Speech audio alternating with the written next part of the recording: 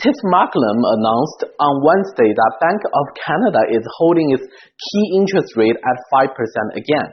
But one day before that, our Premier, Doug Ford, called on BOC to lower interest rate as people are hurting.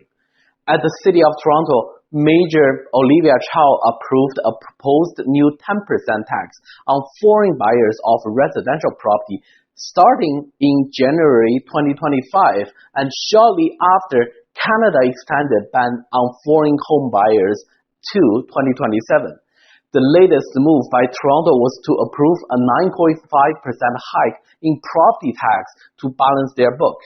The battles had been really intense. However, the housing market had shown its resilience as demand was steadily rising.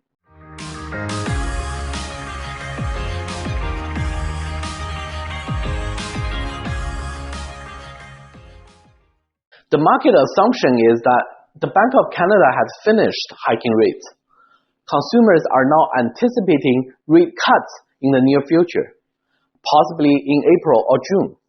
By the way, the fixed rate have already dropped and continue to be lower. A growing number of home buyers have also come to terms with elevated mortgage rates over the past 2 years. Some chose a shorter term but taking advantage of the lowered home prices. To minimize higher monthly payments, some buyers increased their down payment and some moved to purchase less expensive home types. I personally anticipated people would move back from the suburbs to the city centers post the pandemic.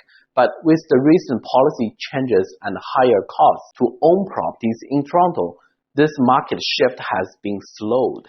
This being said, Central Toronto has the lowest sell-to-new listing ratio of 38%, while in the rest of the GTA is 50%.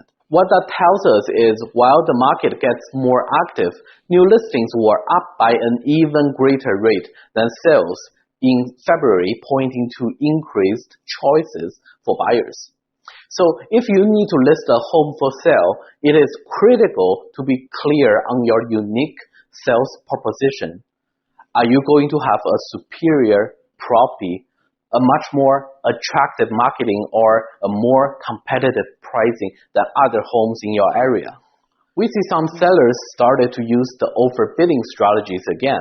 However, it is unlikely to work well in the coming months unless you are in an area with extreme shortage of supplies. From our own perspectives, our listings hit the market in the end of 2023 all received better offers last month and were sold very close to the asking prices with very happy sellers.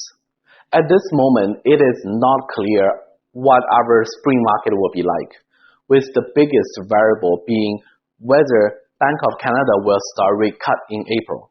Based on my own observations, it looks like we are at the end of the period where buyers have the chance to capture really great deals from distressed sellers.